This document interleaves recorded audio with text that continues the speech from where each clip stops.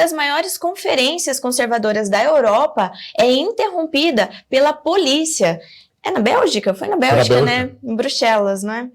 A Conferência Nacional do Conservadorismo, a NATCON, em Bruxelas, se tornou alvo da guerra contra a direita na Europa. A conferência, que reuniu intelectuais, jornalistas, lideranças políticas conservadoras na Europa, foi interrompida pela polícia por ordem do prefeito San José? Não, como que pronuncia, Brás? Santo José. Santo José. Santo José. É ele que sabe falar isso. Município a cidade tem dois nomes. Ela tem um nome em belga e tem um nome em francês. Porque lá são lá tem as duas línguas, né? Isso, o belga e o francês, em belga, né? ela chama... ela tem lugares que vai aparecendo na cidade como Sint-Josip. Mas em outros lugares é Santo José. Então é os do... Mas é a mesma coisa. Vamos ficar com Santo José, então, município da região de Bruxelas, que abrigava, então, o evento, né? Brás, fala pra gente o desenrolar disso tudo aí. Olha, o que aconteceu foi o seguinte, tava tendo essa conferência, tá? Santo José é um município da região de Bruxelas, né? É porque essas divisões administrativas na Europa é tudo meio zoado. Então você tem Bruxelas mesmo, a cidade de Bruxelas, e aí você tem uma região administrativa maior que também se chama Bruxelas. Tá. E aí essa região maior chamada Bruxelas, ela é composta de vários outros municípios menores. Tá. Santo José é um desses principais municípios que compõem a região administrativa de Bruxelas. Então fala que o evento é em Bruxelas, mas não é na cidade de Bruxelas. Né? É na região administrativa de Bruxelas, no município de Santo José. E o que acontece? O próprio primeiro-ministro da Bélgica, ele comentou que o respeito à municipalidade é parte da espinha dorsal da administração pública da Bélgica. Então, assim, existe muito respeito à autonomia do município para tomar decisões a respeito desse tipo de coisa. Só que ele falou, entretanto, o prefeito de Santo José, ele precisa se lembrar que toda a autonomia do município não está acima da Constituição belga, que garante o direito ao livre discurso e à reunião. Então, assim, ele deixou bem claro que o prefeito se passou, né, e acabou aí querendo passar por cima da própria Constituição do país.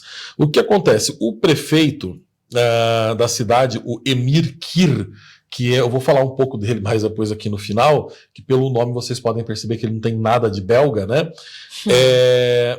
Ele acionou a polícia no meio do evento com a ordem, ele simplesmente deu uma ordem arbitrária, monocrática, para a polícia, determinando que a polícia interrompesse imediatamente o evento. Na verdade, eles já estavam, no dia anterior ao evento, o primeiro local onde o evento ia acontecer já, quis tirar o deles da reta, cancelaram o evento já estava todo, esse evento estava todo enroscado por conta dos locais que estavam cancelando e estavam se negando a hospedar o evento, porque já sabiam que o prefeito ia vir com tudo para cima. Quando eles finalmente conseguiram um hotel que aceitou hospedar o evento e tudo mais, no meio da fala do Nigel Farage, que era o sujeito mais esperado do evento, a polícia invadiu mesmo, mas foi assim, uma invasão. A polícia entrou com tudo, armada mesmo, com colete, com roupa tática e tudo mais. Não foi assim um policial que chegou lá com uma ordem. Foi uma invasão mesmo, armada da polícia, mandando parar, desligar tudo, encerrar o evento. Assim, uma coisa nível nazista, nível, como bem disse o Nigel Farage, né? Ele falou que foi algo no nível soviético, foi a expressão que o Farage utilizou. E eu peguei aqui uns trechos da decisão da ordem do prefeito, né? Do porquê que ele justificou, porque nas entrevistas, quando ele veio a público, ele falou que era por uma questão de segurança pública, porque o evento estava dando muito tumulto, muito protesto, muita gente na rua, não sei o que lá, então por uma questão de ordem pública, para não prejudicar o trânsito, para evitar acidentes e não sei o que lá, ele mandou cancelar o evento. Mas quando a gente lê o despacho do prefeito, você vê que não é exatamente isso. Ele disse o seguinte, aqui num trecho da ordem dele, ó. O Emir Kir, o prefeito de Saint Joseph, justificou a proibição do evento como uma medida para preservar a segurança, porém não conseguiu disfarçar os seus motivos políticos ao afirmar que, abre aspas aqui, porque está no texto da decisão do prefeito. A visão da NatCon, né, a Conferência Conservadora Nacional,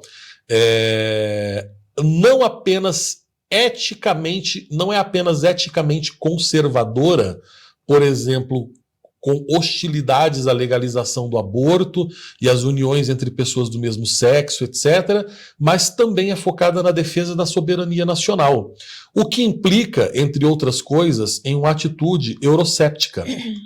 Ou seja, ele está justificando que o problema é que eles são conservadores e que essa gente é nacionalista. E ser nacionalista é um problema. Então, né, a ordem emitida para justificar a interrupção do evento também afirmava o seguinte, que alguns dos oradores têm fama de serem tradicionalistas e que a conferência deve ser proibida para evitar possíveis ataques à ordem pública e à paz por conta das opiniões tradicionalistas das pessoas. Ou seja, ataques à ordem pública e à paz, o que ele quer dizer né, enfim, que essas pessoas fiquem por aí falando essas ideias, né, contra a união homossexual, contra a União Europeia. Então, que existe homem e mulher. As ideias, o que ele está dizendo é que as ideias dessas pessoas perturbam a ordem e a paz. Então, portanto, elas devem ser caladas. A ordem, não existe em nenhum momento na ordem qualquer justificativa a respeito de trânsito, de rua, de multidão, de risco de violência. Não.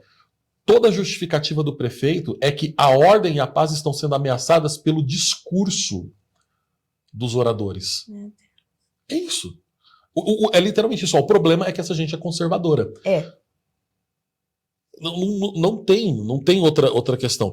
Bom, o que aconteceu foi o seguinte: a polícia entrou, interrompeu. Imediatamente, uma série de advogados que trabalham para a organização, para a NatCon, acionaram outras ONGs também na Europa, né, que colocaram vários advogados, e aí foi uma enxurrada de pedidas de ordens judiciais de emergência, o equivalente a medidas provisórias que a gente teria aqui no Brasil, traduzindo seria mais ou menos isso, né? E eles conseguiram, em algumas horas, uma decisão judicial derrubando a ordem do prefeito e dando direito para eles voltarem a fazer a conferência. Ainda assim, o prefeito não tirou a polícia do local. E eles fizeram o evento com a polícia cercando e vigiando todo mundo. Exatamente. O cardeal alemão, o cardeal Gerhard Ludwig Miller, ele lamentou o que definiu como restrições à liberdade política em um país democrático. E o portal britânico Catholic Herald, que tinha um correspondente lá na hora, né, ele disse que o seguinte, que a participação do cardeal no evento estava planejada, né, com atraso acabou acontecendo, só que era nítido que o cardeal estava chocado. Ele não estava com dificuldade de falar. Ele estava chocado com a polícia parada a poucos metros de distância dele, vigiando e observando tudo que ele falava. Então, assim, ficou todo mundo num clima, assim, vamos usar o português, claro, naquele climão de merda, né? Assim, o evento continuou. Assim, com a polícia parada ali na porta do hotel, de butuca, olhando tudo que você está falando. Foi assim que o evento prosseguiu, mas sob esses termos, né? E quem estava presente lá também foi o Rod Dreher, que é um jornalista, escritor americano que está expatriado na Hungria, não é? E ele disse o seguinte: nunca imaginei que testemunharia a proibição de uma reunião política pacífica num país supostamente livre e democrático. Mas foi isso que aconteceu hoje na Bélgica, em Bruxelas, a capital da União Europeia. Enfim, o Emir Kir, agora eu quero falar para vocês rapidinho sobre o Emir Kir, o prefeito da cidade, que foi o responsável por colocar a polícia, né, para interromper a fala do Nigel Farage e ficar vigiando um cardeal alemão velhinho enquanto ele falava. Meu Deus, aí o Dani tá mostrando as imagens do tumulto lá, da confusão, né? Foi um tumulto geral, ou seja, não, e essa é a questão, o prefeito queria prevenir um tumulto. Não tinha tumulto nenhum até a polícia chegar. O tumulto foi causado pelo próprio prefeito, que simplesmente resolveu dar uma batida assim no melhor nível Gestapo possível, sabe? Para ficar com o policial lá, exatamente, ouvindo o teor da palestra. Agora, o Emir Kir, ele é filho de imigrantes turcos, os pais dele são turcos, né? E ele foi criado dentro de uma comunidade turca islâmica, nunca perdeu os vínculos com a comunidade turca muçulmana, na qual ele faz parte, mas ele fez a sua carreira junto ao PS, ao Partido Socialista da Bélgica.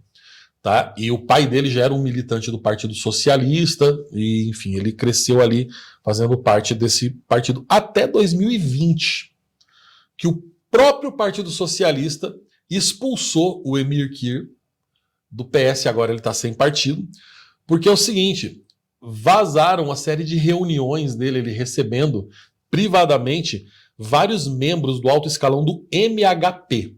O que é o MHP? O MHP é um partido da Turquia considerado como um partido fascista. O MHP, para quem não manja muito de política turca, ele é o partido responsável pelos Lobos Cinzentos. Os Lobos Cinzentos são uma milícia armada islâmica na Turquia, que eles são antissemitas, anticristãos, eles são a favor do panturquismo, ou seja, a favor de que a Turquia recupere todo o território do antigo Império Otomano, incluindo várias partes da Europa, segundo eles devem ser invadidas e tomadas pela Turquia, incluindo a Grécia, né? E eles também são negacionistas do Holocausto judaico e negacionistas do Holocausto armênio, além de lutarem, né, terem, enfim, estarem ligados a tráfico de armas e todo tipo de coisa que milícias armadas muçulmanas fazem, não é? E esse pessoal do MHP, desse partido meio nazista da Turquia, aliás, o MHP tem vários discursos de membros do MHP simpáticos, inclusive, ao nazismo e ao fascismo. Né? Esses membros do MHP parece que são amigos muito próximos do senhor Emir Kir. Né? E o MHP tem um outro detalhe, é um partido muçulmano fundamentalista, tá? Anticristão e antijudaico. Então, assim, para um sujeito que se diz tão liberal, tão progressista e tudo mais, é muito mal explicado essas ligações dele com o fundamentalismo islâmico. Tá ali enfim, ele diz agora que essas informações são todas mentirosas e que ele está sendo vítima de um linchamento racial. Agora ele vai usar a cartada, né? Eu sou um imigrante, tudo que falam contra mim é racismo, né? Mas enfim, tem vídeos, tem fotos e tudo mais, e o próprio partido expulsou mesmo o cara, porque parece que as ligações dele aí com o fundamentalismo islâmico são bem pesadas. Então aí vem a pergunta, né? O problema do senhor Emir Kir é um problema em relação aos conservadores, né? E levanta uma outra hipótese, né? Do quanto esse ódio ao conservadorismo e à direita que está surgindo dentro da Europa não tem influência de vários outros políticos europeus que nós sabemos que também são ligados, né, a grupos islâmicos que têm origem muçulmana. Né? Não é só a Bruxelas, ali, Saint-José, que é um lugar importantíssimo de Bruxelas, não é o único lugar da Europa que tem o privilégio de ter um prefeito muçulmano. Londres tem prefeitos muçulmanos, várias outras cidades importantes da Europa elegeram muçulmanos para cargos muito importantes. E a pergunta que fica é até que ponto essa gente não está tendo influência nessa batalha contra o conservadorismo na Europa, que no final das contas é uma luta contra o conservadorismo, não é? Contra o cristianismo, aliás. É difícil que não seja. Exatamente, né? Todos esses grupos muçulmanos fundamentalistas são, na sua essência, antijudaicos e anticristãos. O Paulo está comentando aqui, ó, a coisa woke na Europa tá pior. Mas o Brás tem um livro chamado Mínimo sobre a queda da Europa, que você vai descobrir que é lá a origem do trem, né? Sim, a coisa lá tá pior, porque a cultura woke surgiu lá. Surgiu lá. Tá na promoção, inclusive, na livraria do BSM ou na minha livraria, O Mínimo sobre a Queda da Europa, que é o livro que eu escrevi quando eu fui correspondente do BSM na Europa, onde eu falo um pouco sobre a origem, né, de toda essa decadência cultural, social e política da Europa e por que a origem de todas essas ideias de jirico que a gente vê sendo defendidas por aqui no Brasil começam e terminam sempre lá na Europa.